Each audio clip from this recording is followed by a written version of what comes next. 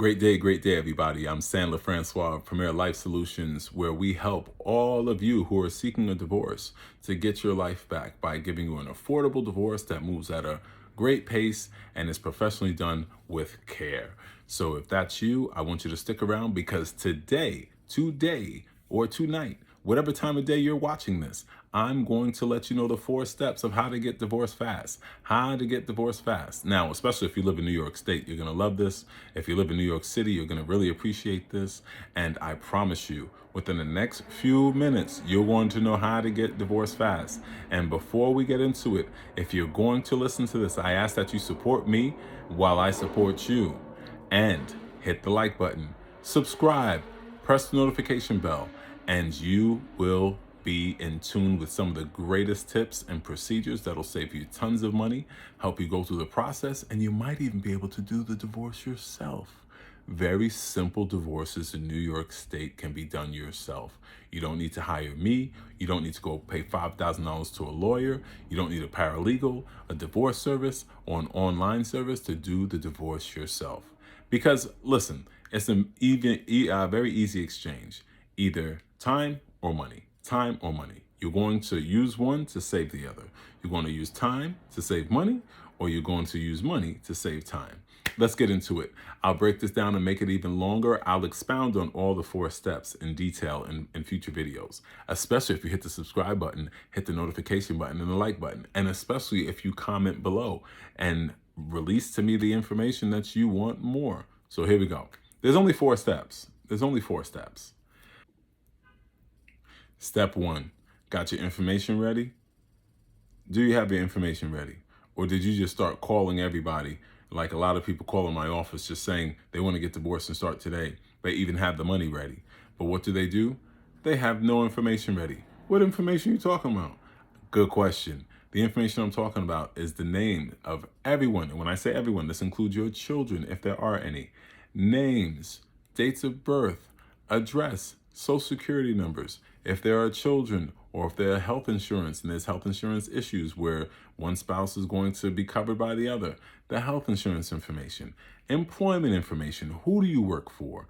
What's the phone number? How much does everyone make? Information. Oh, and I can't forget the number one. Can you guess what the number one thing people tend not to know is? I'm gonna give you 5 seconds.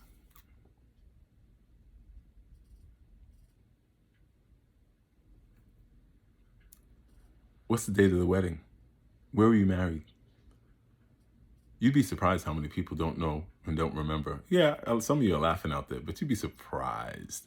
You'd be surprised how many people don't remember when or where they were married.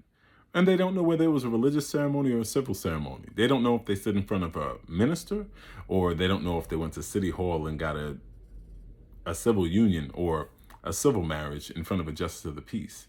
But those are things you have to know. That's it. That was step 1. Gather your information.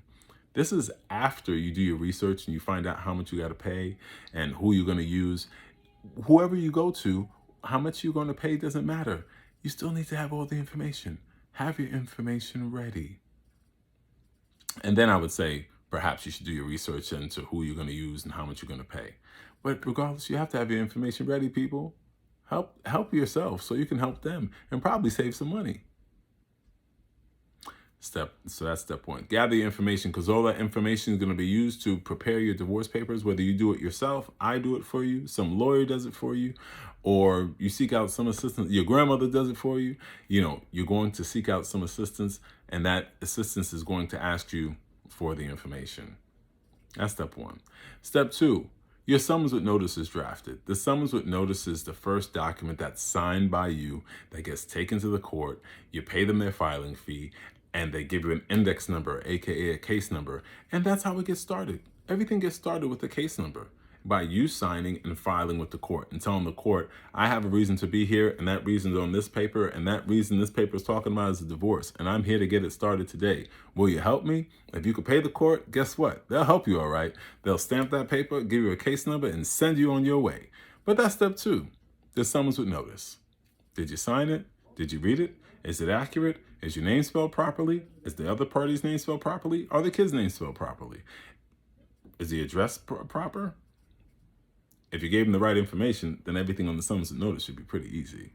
So that's step 2. Step 3 is then it's time for your spouse to sign.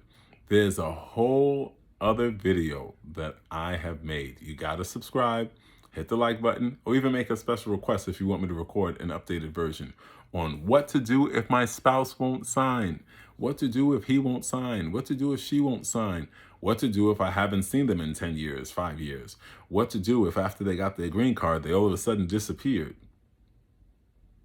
Yeah, I hear that every day. But step number 3 should be very simple. If it's a simple divorce, and I pray your divorce is simple, the affidavit of defendant needs to be signed. That's it. The same way you sign something starting the process, they sign something agreeing to move forward with the process and not to give each other a headache. Because I'd like to think you both discussed the terms.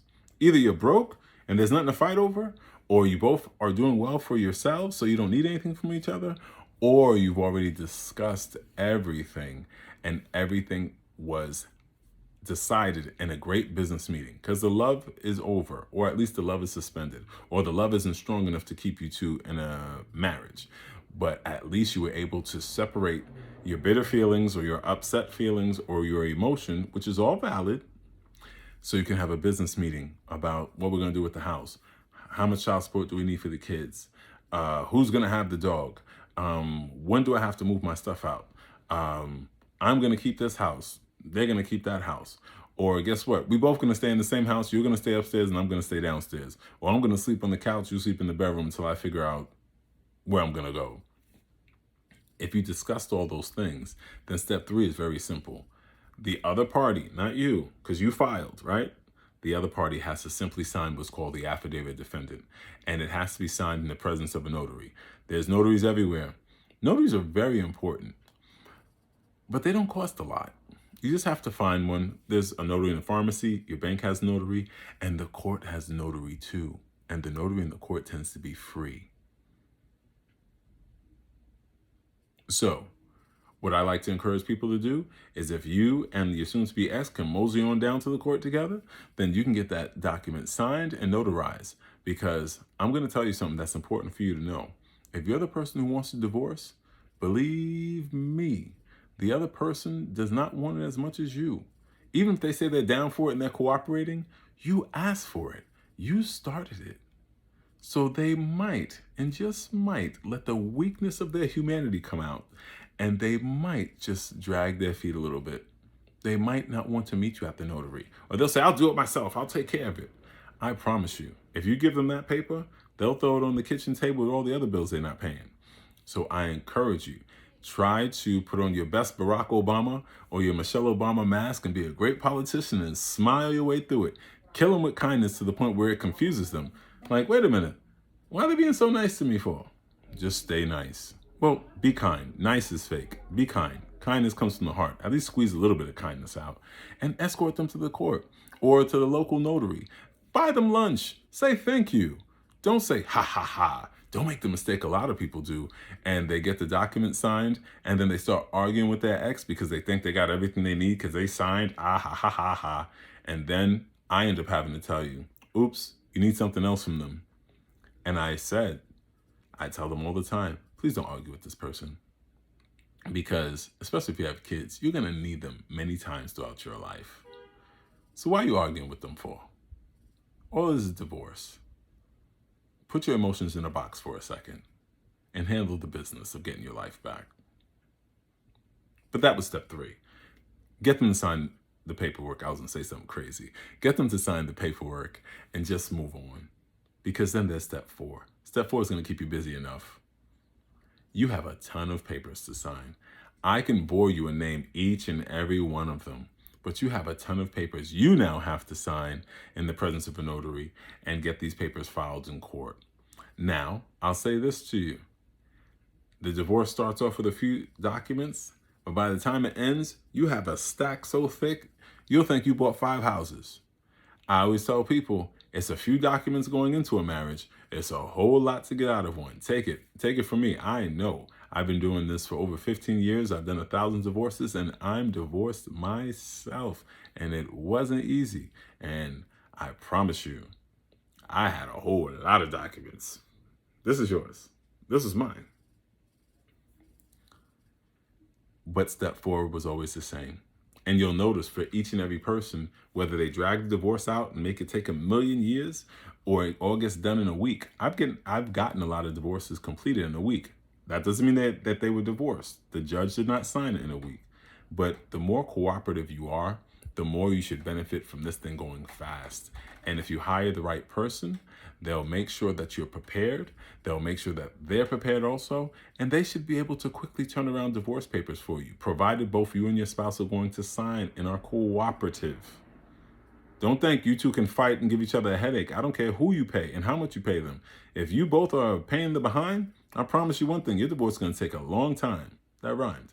If you're paying the behind, your divorce is going to take a long time. Keep that in mind. 4 steps. Gathering of information, which I use for your interview. I'll interview you and you'll give me that information. Or whoever's going to interview you, you interview yourself and fill out the papers, because you can go down to the divorce court and get blank documents yourself and take your time reading it and fill it out. Remember that whole exchange of time and money thing I talked about in the beginning? Information.